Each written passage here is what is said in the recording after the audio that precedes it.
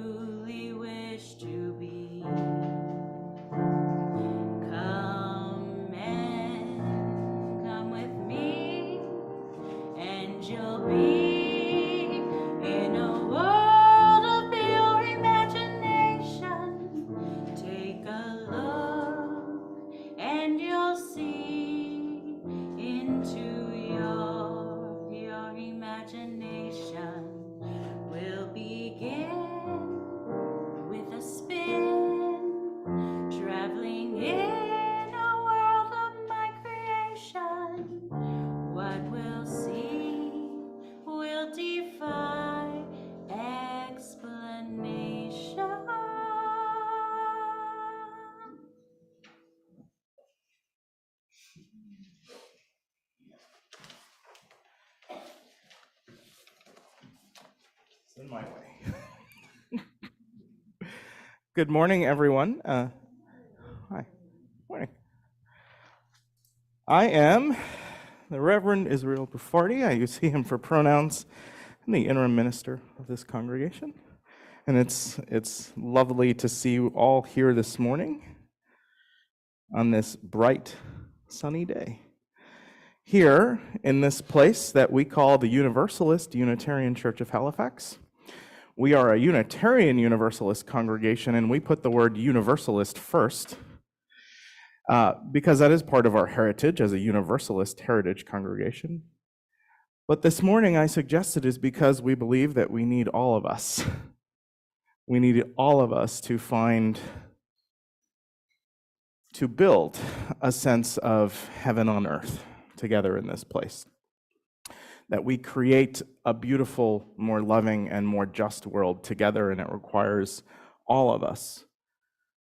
Or rather, it requires concern and care and empathy and centering the needs of all of us, especially those at the margins.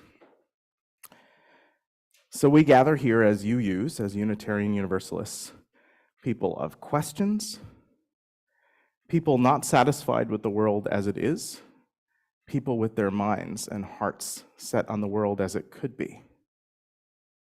And we turn our imagination to what could be.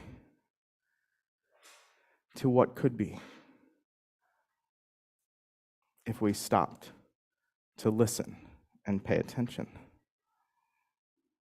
to what the world is showing us, to what we are revealing to each other through our stories and through our connection. I welcome you to this congregation if you are new or new-ish or visiting for the first time or the first time in a while. welcome you to this space of discovery. We are a progressive spiritual community for curious and compassionate seekers. We believe that love is divine and love is what makes a family. We believe that gender and sexuality are things to be expressed on a spectrum, not in binaries. That human beings and faith and truth are far too complex and beautiful to be fit into any one religious tradition's simplistic dogma. We believe in imagination and spectrums, specifically the full spectrum of human experience and wonder and awe here. So I welcome you. We're going to light our chalice, which is the symbol of our Unitarian Universalist movement, our faith, our community. I have a helper. Thank you. Yeah. We light a chalice. Thank you. Symbol of our movement, originally developed as a beacon, as a symbol to call those who were escaping Nazi persecution in Europe during World War II. That's the origin of this symbol. And today for us, it is a fire to warm our souls and a beacon to guide us towards a better world, the better world that our hearts tell us is possible. As we move further into our space together of worship this morning, we take a moment, we take some time now to acknowledge the truths of our presence here on this land and as a community together. Who is doing that for us this morning? Is it somebody on Zoom? Margaret, maybe?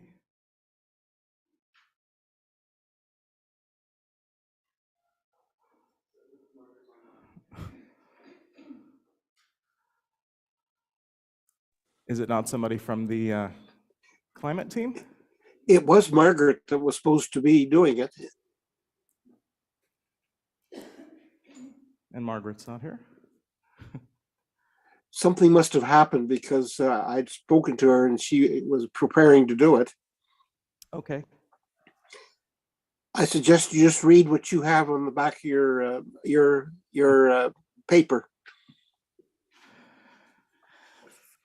Who'd like to come up here and read that for us? I talk enough. Here, do you want the microphones? You can stay in your seat, Amy, if you'd like.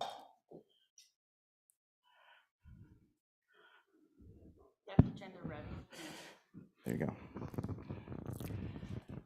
We are located in Mi'kma'ki, the unceded ancestral lands of the Mi'kmaq people.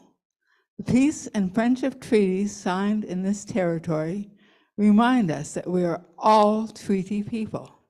So we commit ourselves to collaboratively move towards truth, reconciliation, and equity for the Indigenous, Black, and other communities of color who continue to experience systemic oppression in our communities. Thank you, Amy. Just say we commit ourselves to collaboratively do that work, does it not?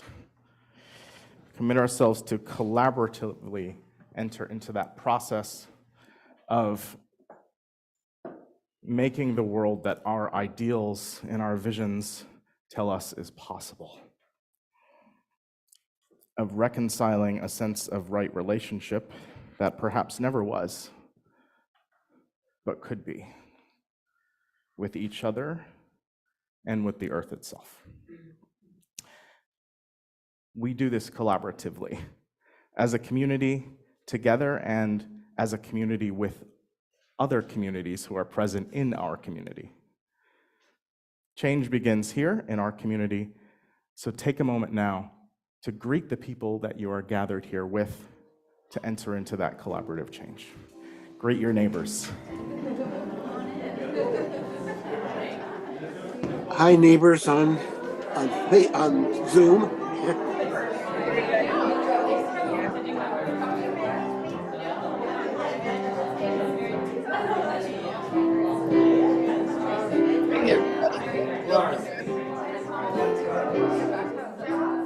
friends out in the wind somewhere.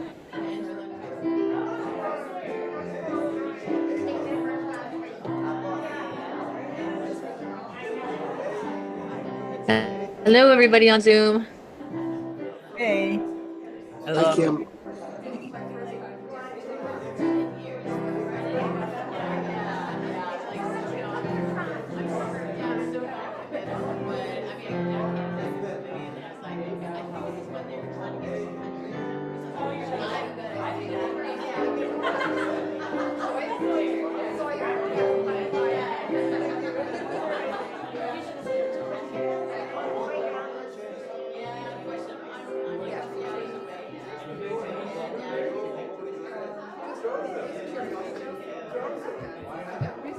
I think I finally figured out how to unmute myself. Anyway, hello everybody. I'm out at our cottage start by playing. the lake. I invite you to rise in body or in spirit to join in singing our greeting song. On your order of service. Words are on the back of your service. Here together.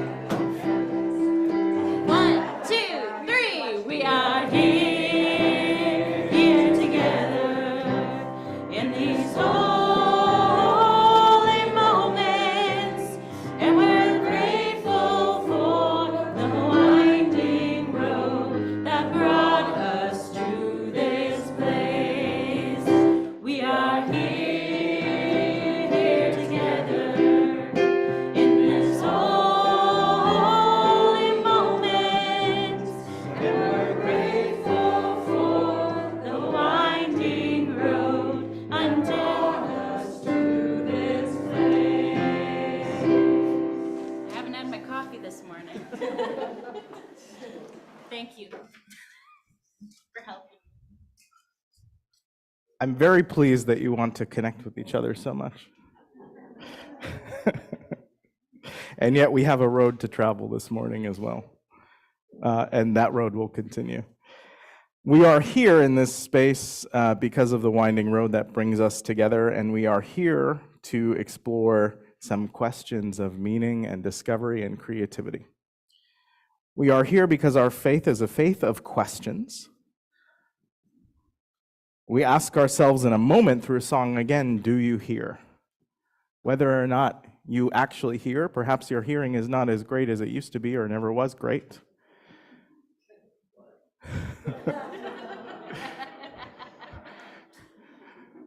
Our song will ask us,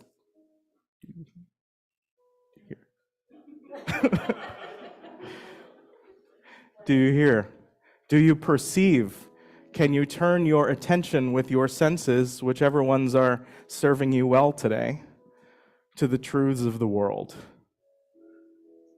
to the truth of how things truly are, to the places that require our attention for speaking boldly, for acting for justice, for showing up, for speaking truth to power when power is hoarded and used to oppress. Do you hear? Do you notice? Will you respond to those things? From the place where you stand to the outermost strand, from wherever you are in your life, with whatever resources you have, bodily, sensory, with the privilege that you have,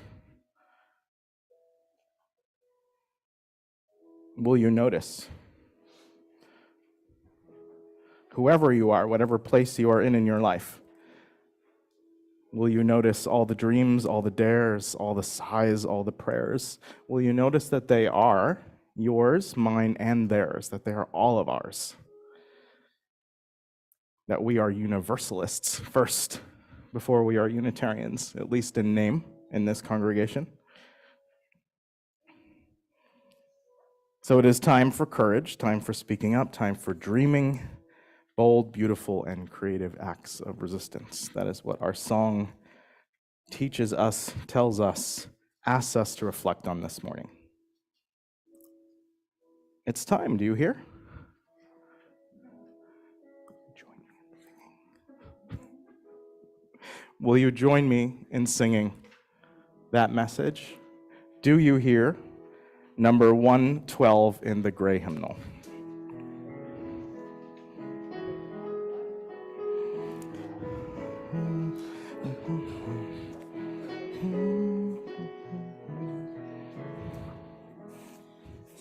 You hear, my friend, In the place where you stand, through the sky, through the land. Do you hear? Do you hear?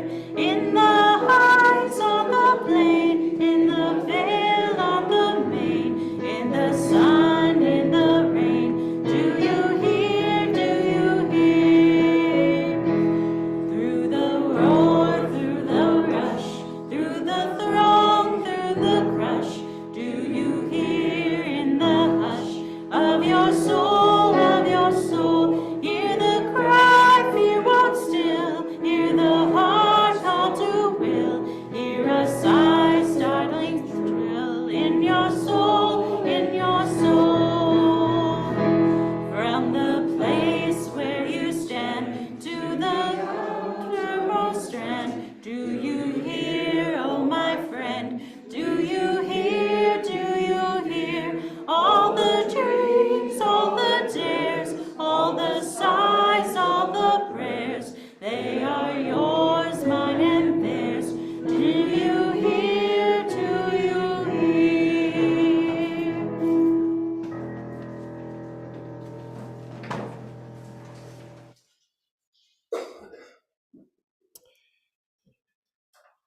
Perhaps in order to expand outward, we sometimes need to turn inward first, or at least at the same time to make space to listen, to perceive what is on our own hearts.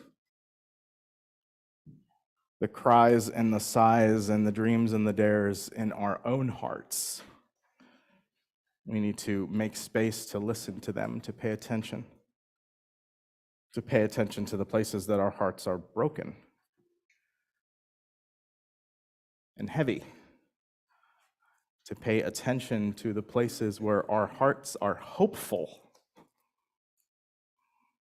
and presented with opportunities and stories that give them reason to hope. And we do that together. We gather together to do that, to hold that space for each other. So I ask you to examine those things that are on your heart today. The joys, sorrows, and complex truths. The things that weigh you down, the things that support you and rise you up, the things that are in process, the things that you are still making meaning of. And if you feel moved this morning, if you have something on your heart or your mind, if you feel moved to share it with us. And as you do, you're invited to drop a stone into this, which is our well of community. The water symbolizing the place where we draw sustenance and strength, where we gather for survival.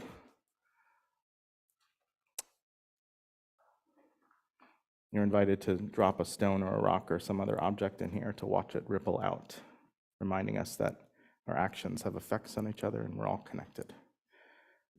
I invite you to speak briefly, make space for others, but also to give what you have to say the importance that it deserves.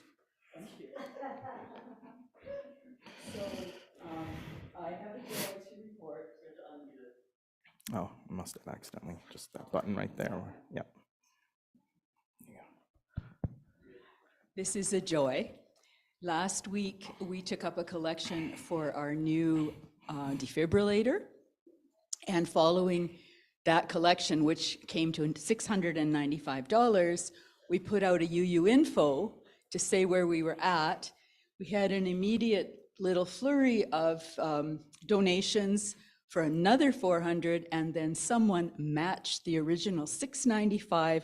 We are done. Very generous. Thank you all. Great.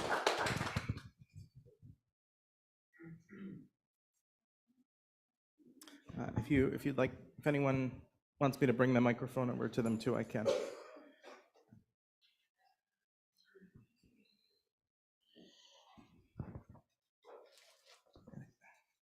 for my friend Wendy Stone, that her surgery that she just had, that she recovers well, and that all the difficulties that she's had all her life will be resolved.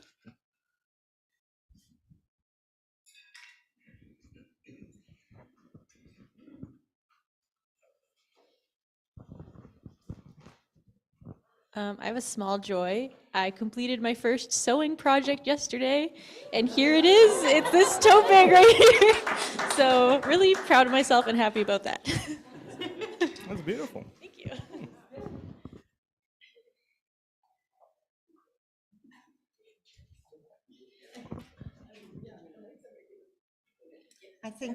I think I'll just read this. It's from Mary Ellen, and she says, "Please put a rock of joy in for me at church tomorrow.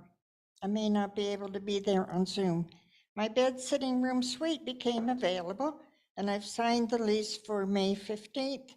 So I'll move into Unitarian House in Ottawa soon after that. I'm very happy and grateful it happened so soon."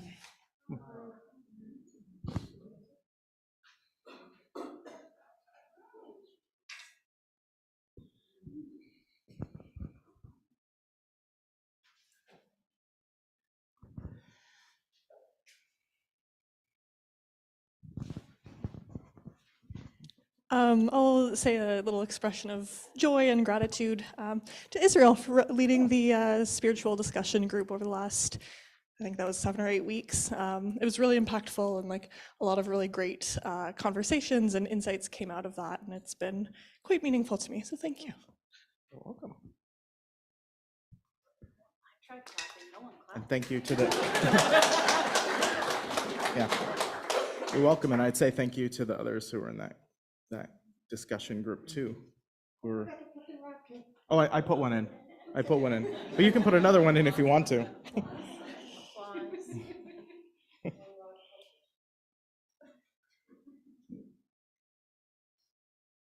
Oh, I might as well put something in. I forgot. I guess you speak can. loud Okay. here. A friend of mine in Uganda just had a baby, so yay!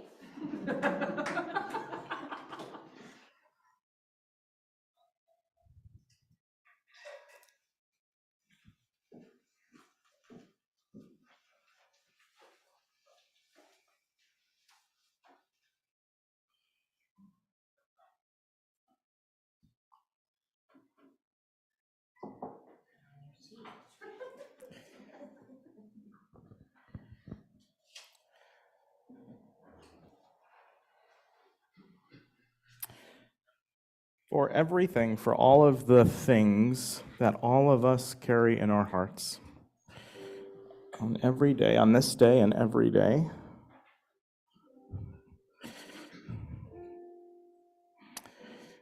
I'll put the first stone for our introverts today, who are just as complex as the rest of us.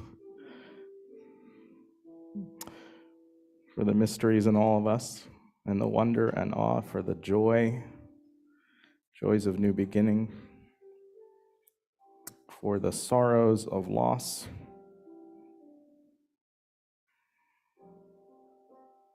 for getting settled in a new home, for potentially life-saving equipment in our community,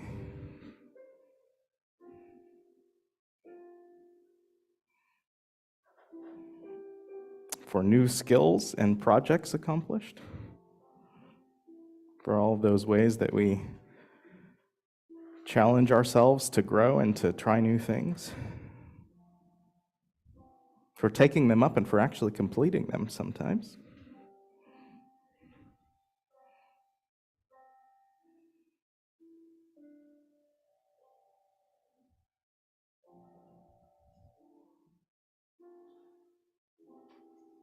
For the complexities of our world, for joyous celebrations and the complicated symbolism behind them,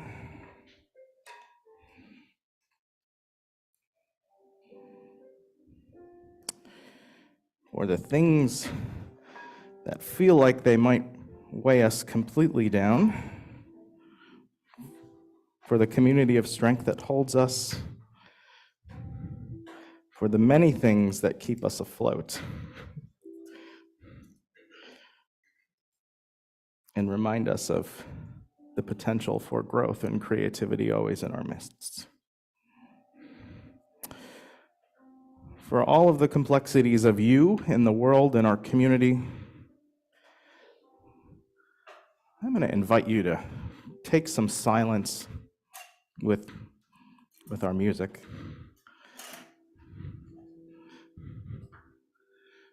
To reflect on the creative potential in you and all of us.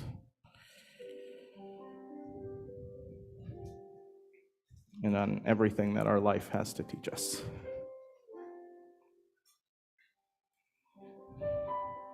Don't forget to breathe, too.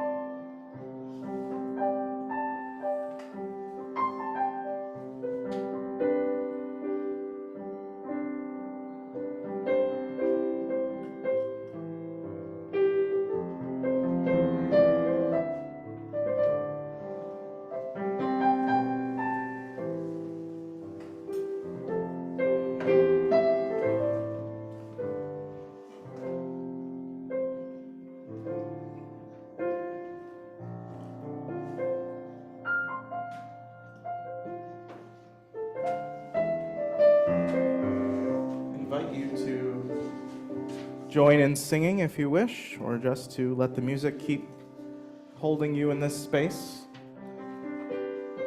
You may wish to remain seated here. We're going to sing number 128 in the gray hymnal, For All That Is Our Life.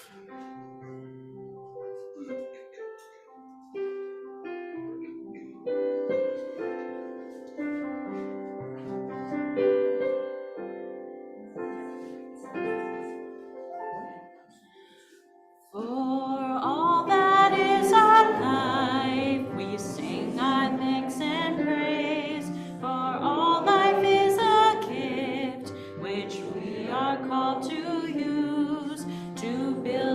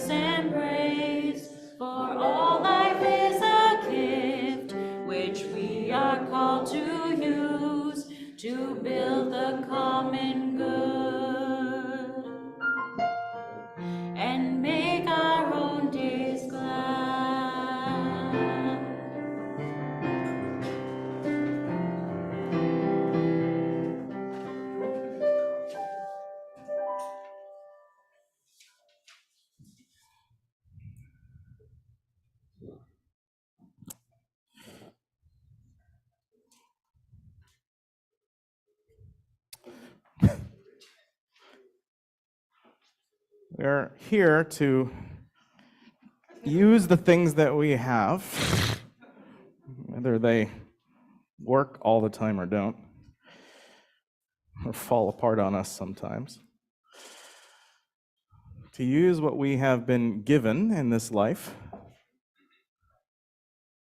to try to figure out how to build a common good and make our own days glad. We are here this month to explore creativity. That's our theme for the month of May. Creativity, meaning to create something. Perhaps to create something in a divine sense, to create something out of nothing. Or maybe what feels like nothing, right? To create a more beautiful and just and loving world when we feel like the world is not that.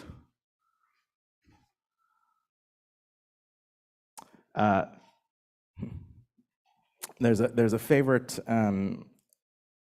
way of thinking about divine or creative energy that I really like, and it's thinking of divine or creative energy in the universe as a compost pile. Have I told you this one before? I don't remember. Okay. I'm just going to say it again, even if I have. But compost takes all of the stuff that has rotten, that perhaps is not useful or gross or undesirable, or all of the disease on the plants that we've cut off because it's taking over and oppressing the rest of the plant, or the weeds that seek to strangle out all the other plants. It takes all of that stuff and it turns it into something that becomes the source of growth and sustenance. It becomes nutrients. And so that's, I think, what we're called every day, to turn what is here, to churn, right? Like you churn a compost pile, to turn that stuff into something beautiful and nourishing for others and for the garden that we share, that we are all planted in. I'm going to invite us to do that through a story today, to think about that process through a story today. A couple weeks ago, we talked about questions. I invited you to ask me questions, and a lot of you had questions about, like, where do we find hope, and why does evil persist? And how can we build hope in a world that is that feels like it's rotting some days?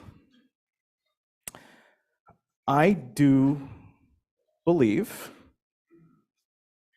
I don't firmly or positively believe a lot of things. I have more questions than I have answers, but I do believe that community, that other people, that the creative process that we engage in with others is the most beautiful, divine, and hopeful thing that we have at our disposal.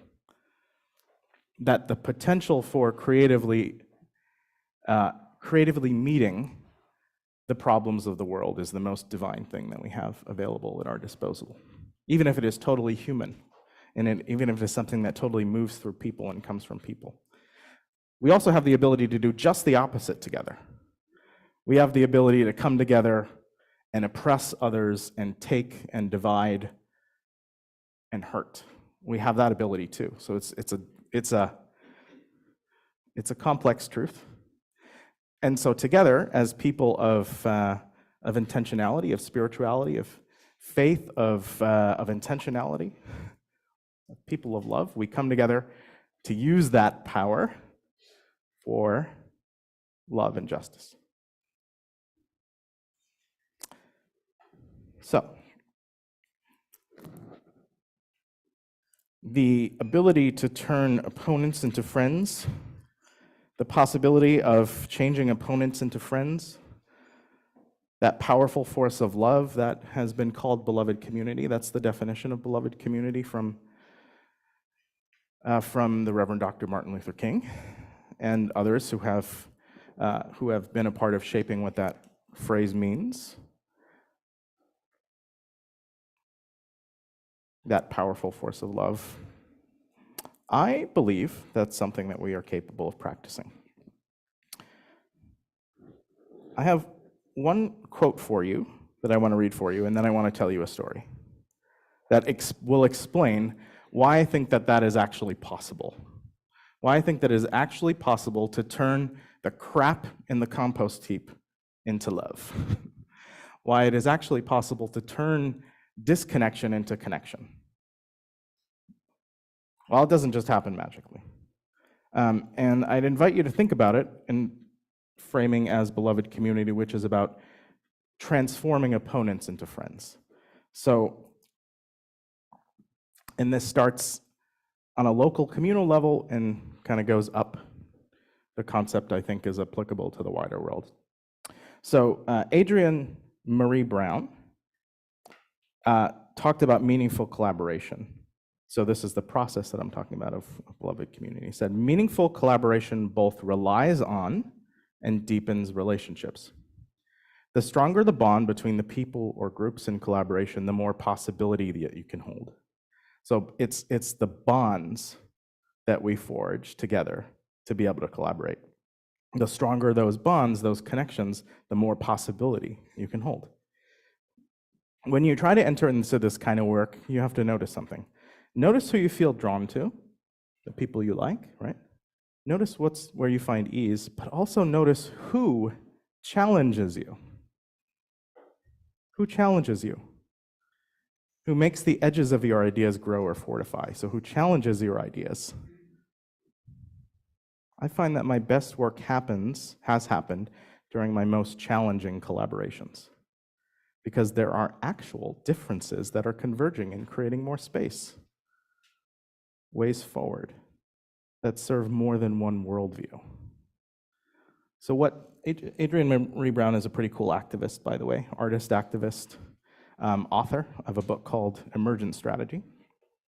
So what she's saying is, basically, if we all just pretend like we agree and are polite and nice to each other all the time and don't ask challenging questions of each other, then we're not really building beloved community. We're not really moving towards our goals of making the world more loving and more just. We're just kind of being together in this nice, polite way,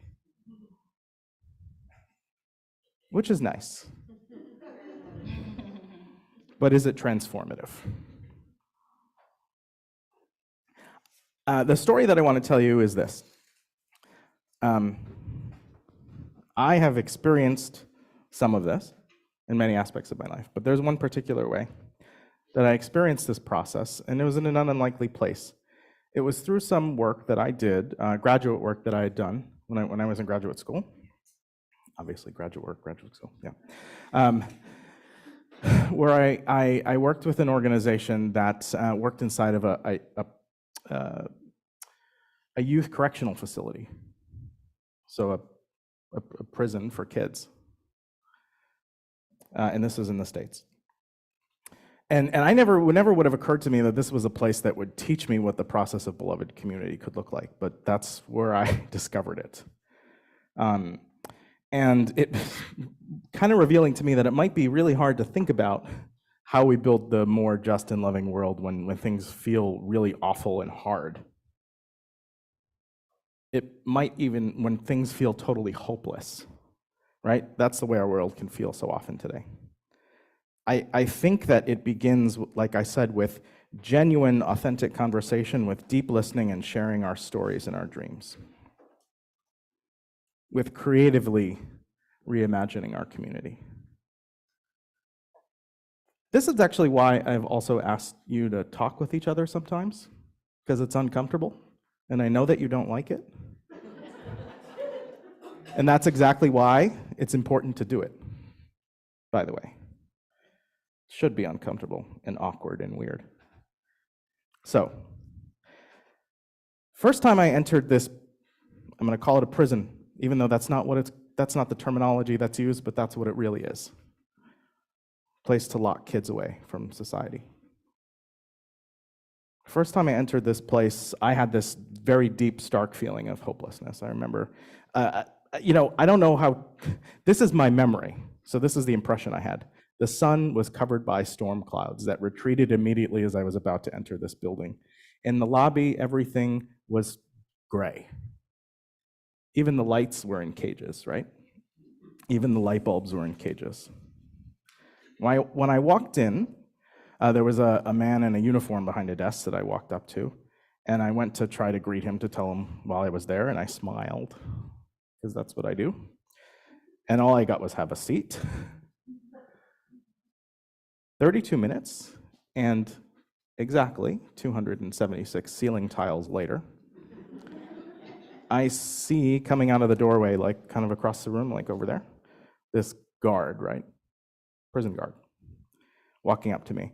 And anyone's who ever, like maybe you've had that experience of crossing the border into the States, and you see that person in the uniform approach your car, and you have a very specific notion of what they're going to be like and how they're going to approach you.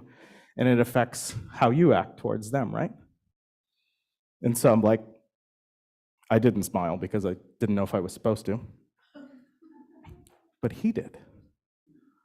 And he put out his hand, and he shook my hand. This was pre-COVID, of course. And he said, you must be Israel. I'm so glad that you're here. It's like total reversal of my expectation.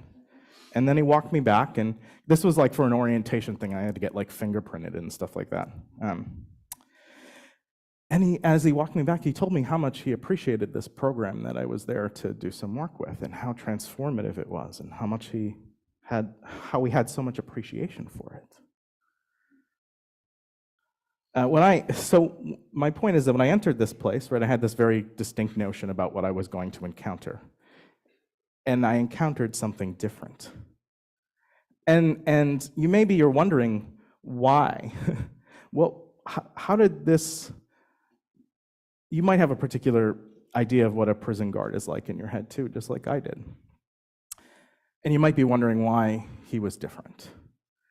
But I will explain that. I'll get there in a minute. But let me sort of explain what the work was that happened that I went to go do. And the organization that I worked with, that I was interning with at the time, went into this prison and worked with teenage boys who were there. And it was about creating a support group for them, but it was also about sort of like silly theater games that we did together. That was kind of like the vehicle. That was the way that we did work with them. And what it was about was helping them to create new stories about their lives and what brought them there and how they arrived there, but not just as in a way to like say it's about you and you need to change. It was about creating new stories for their communities and for the world. It was about reimagining what communities could look like and what justice could look like, and helping them to connect with each other as well. These stories that they were able to create were really powerful and transformative for them. But what made them more powerful, I think, was that they were actually taken out into the community. They were actually allowed to go out into the community to perform them. And that's what really made them transformative, because they were presented to people in the community. So to kind of illustrate it, there was one of these teenagers who was part of this group that I was working with was 16 when he was 16, he was arrested because he got into a fight with a business owner in the town, and his family was from Somalia, and he got into a fight, like a physical altercation of some kind with a business owner, because the business owner had been harassing his family, repeatedly. And so finally he lost his temper with this person. And that resulted in him being incarcerated. And so he is someone that grew up with this story thrust on him, that he was not a lovable, valuable member of a community. That was the story that he had, because of his family, but also just because of who he was. And so that was the story that he carried with him. And so what we were there to do was to help him and others facilitate the process of them creating a new story. So the way it went was these kids would be allowed to kind of like connect by doing silly theater games, like stand on one foot and like all these like weird movement things, right? or like make up a song based on your name, or like an action based on your name, or like just really silly things that would like get you out of your head and into your body. And then eventually part of the process was telling stories, reenacting stories that were challenging for them.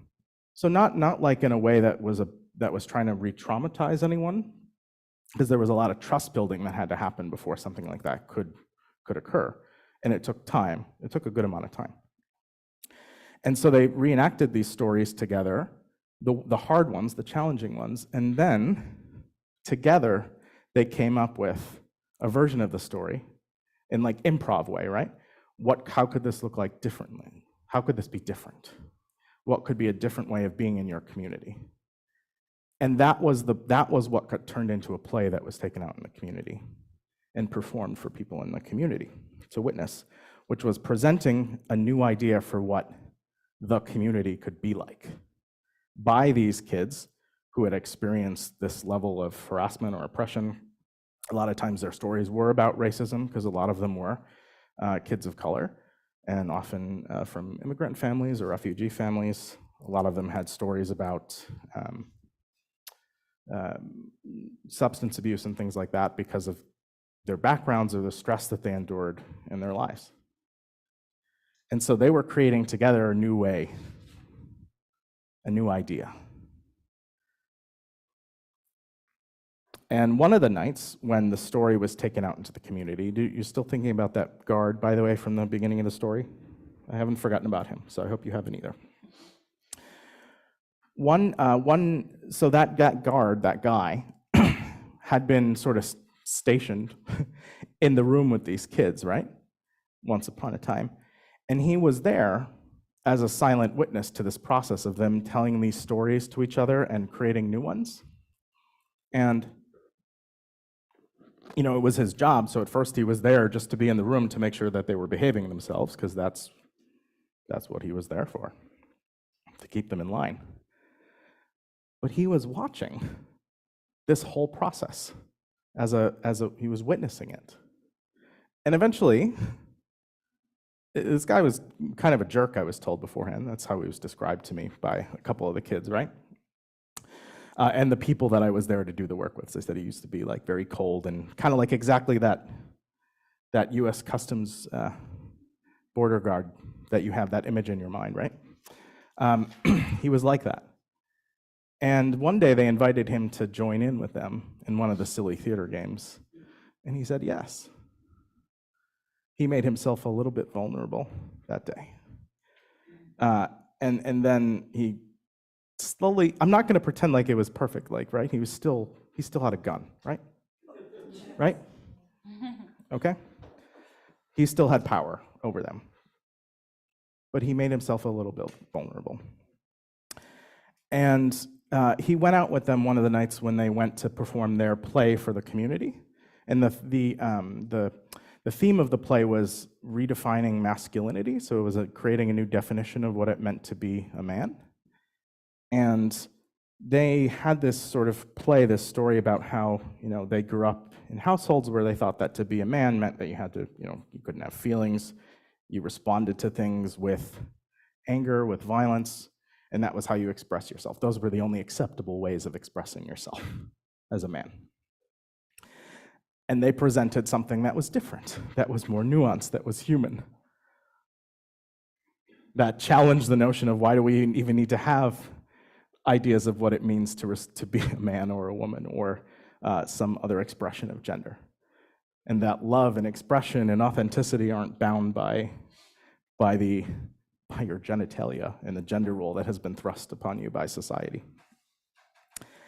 And after the plays, there was always an invitation to dialogue for people to ask questions. And that's, I think, when the message became most powerful, when the kids, I call them kids, they were teenagers, but they probably didn't like being called kids, but when these young people were invited to dialogue with the community, they would hear people's response in the community about the effects that these new stories had on them. And they would hear gratitude, and they would feel this deep sense of connection to the community and to the wider world. And they would know, they would realize that they were reshaping the community by telling this story. Not magically overnight, but they were providing a vision for how things could be different.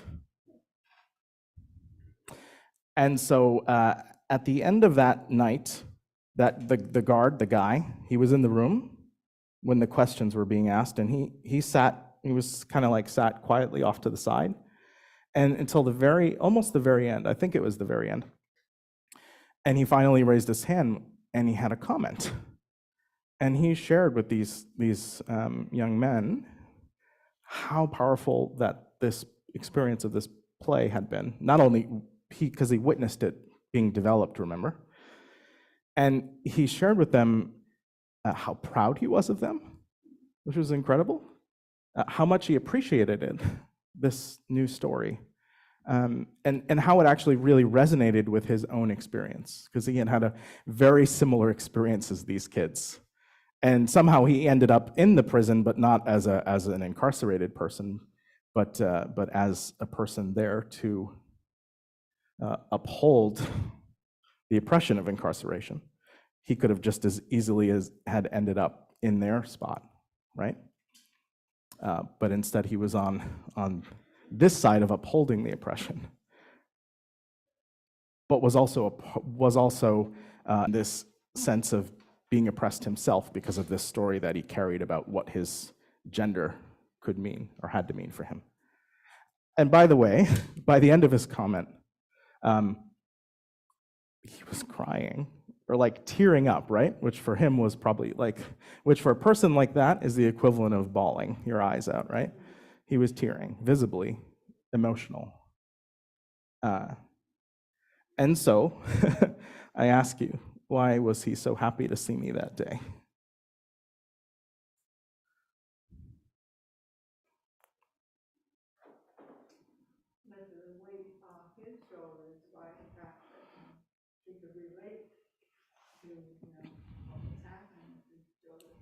Yeah. Anyone else want to respond to that? Because he wanted something else to happen. Wanted something else to happen. Yeah. So he was aware of what the current environment and the situation and the dynamic was, and he was looking for something else to happen.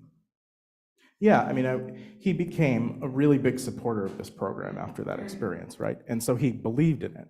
He believed in the power that it had to create change, to open up new perspectives.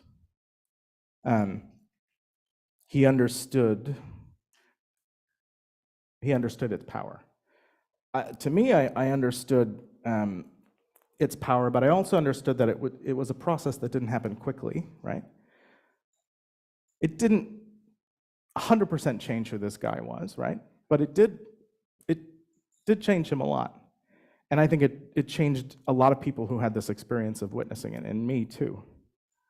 It was a long process. It took a lot of time. It took some trust building. It took some crossing of differences that weren't totally dissolved by the process. But most importantly for us today, right? Because, this isn't something that happens every day in life, this kind of thing that I've described. But it shows, I think, that the power of trust building, the power of having difficult conversations, the power of being willing to share and taking the time that it takes to cultivate relationships that allow us to do that in a meaningful way.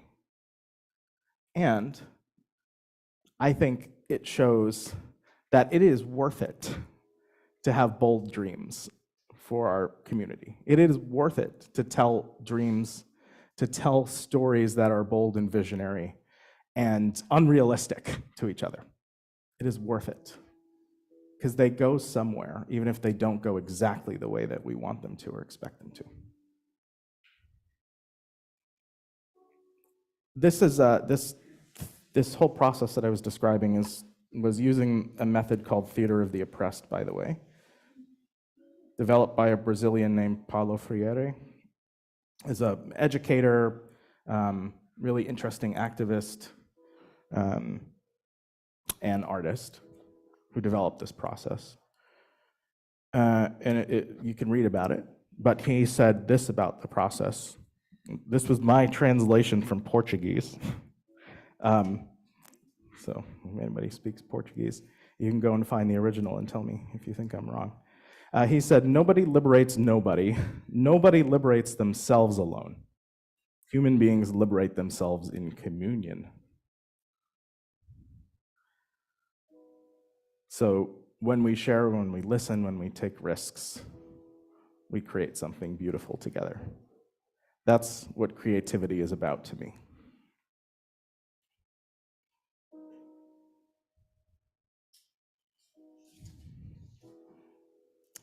Let's sing. Let's sing together to close out this time of exploration. This is not in the hymnal. It may be familiar to some of you, though, because we've sung it here before, or you may have heard it somewhere else. You do have the lyrics on your order of service. It's "We Shall Be Known."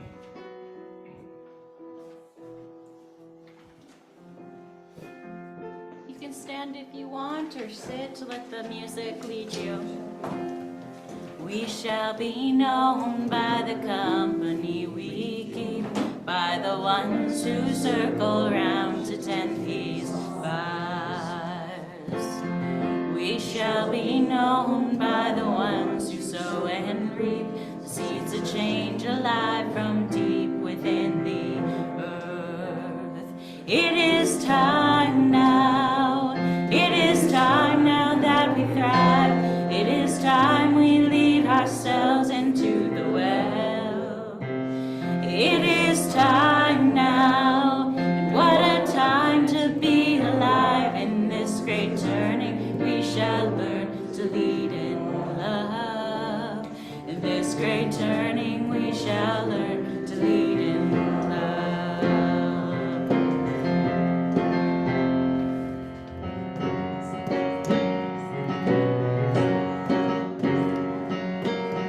We shall be known by the company we keep, by the ones who circle round to tend these wires. Or you can sing it higher.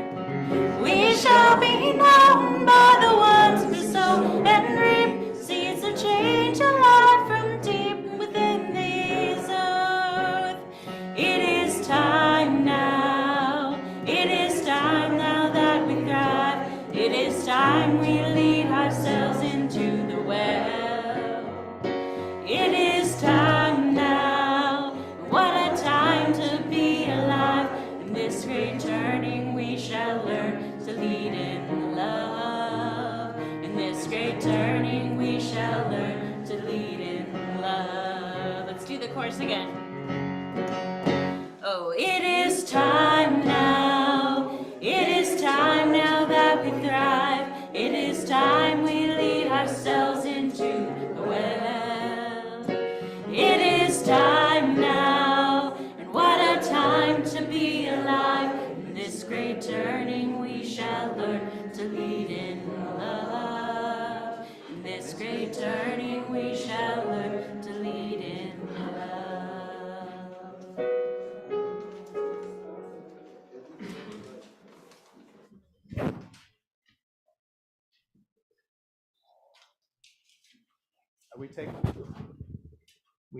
We take an offering now to support the work of the congregation. You can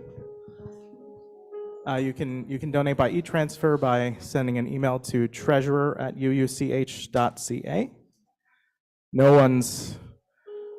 one's worth in this community is determined by your ability to contribute financially. There are many ways to support our work and support who we are, and to do your part in building this world together.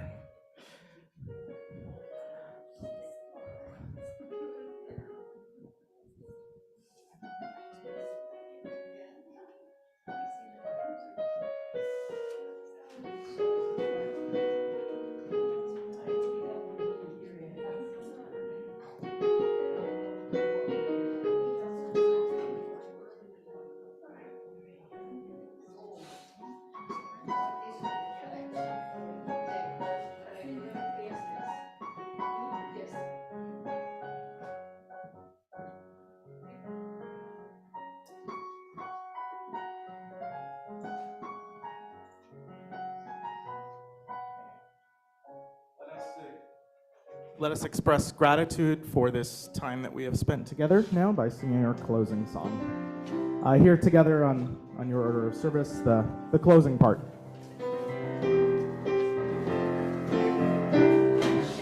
Okay, I want to see you guys dance. I want to see you guys sing. I got my choir over here.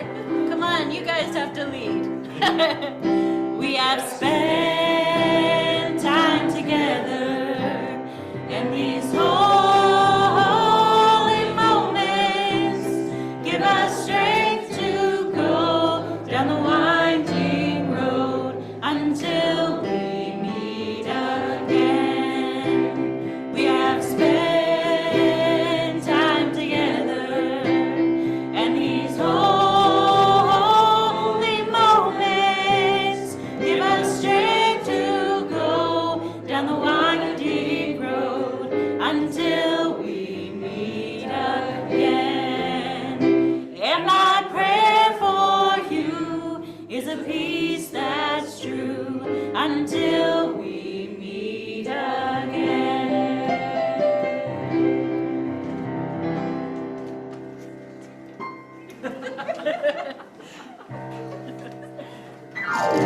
There.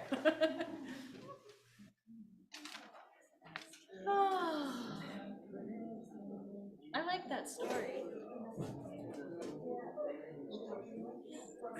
Were you nervous to begin that job? Israel, can you hear me? My Israel? uncle, he used to work. I can hear you. Really? Oh, one time I want to tell you a story.